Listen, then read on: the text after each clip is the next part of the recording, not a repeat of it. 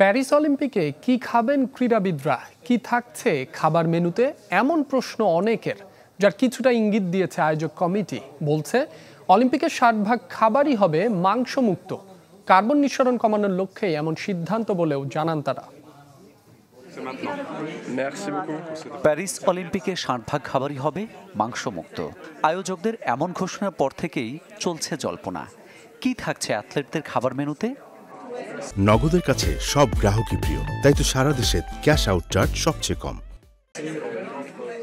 এমন প্রশ্নের উত্তর দিতেই যেন এই আয়োজন। ক্রীড়াবিদ ও দর্শকদের খাবারের এক ঝলক প্রদর্শন করে পার্টনার প্রতিষ্ঠান গার্ডেন গোরমেট, যেখানে দেখা গেছে গমের প্যাটি সহ মাংসমুক্ত বার্গার, কুইনো সালাদ এবং ফালফেলেস। তবে মাংসমুক্ত হলেও সম্পূর্ণ নিরামিষ নয় খাবার মেনু। আছে ফরাসি আবেগে ঠাসা পনির।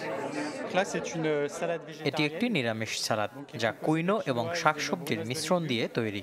সাথে থাকছে তোহিনি সস এবং ফালাফেলস, যা বিটরুটের সাথে পরিবেশন করা হবে।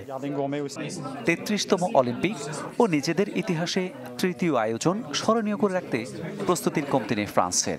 বিবেচনায় আছে খেলোয়াড়দের স্বাস্থ্যগত দিক। নিরামিষ হলেও এটি বেশ স্বাস্থ্যসম্মত, কারণ সুষম খাদ্যের মিশেলে তৈরি। এটি ভারী নয়, ফলে ক্রীড়াবিদদের ডায়েটের জন্য উৎকৃষ্ট হবে এই খাবার।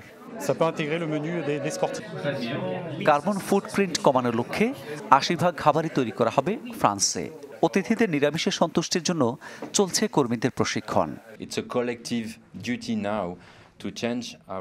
একার পক্ষে কার্বনের পদচিহ্ন কমানো সম্ভব নয়, এটা আমাদের সম্মিলিত দায়িত্ব।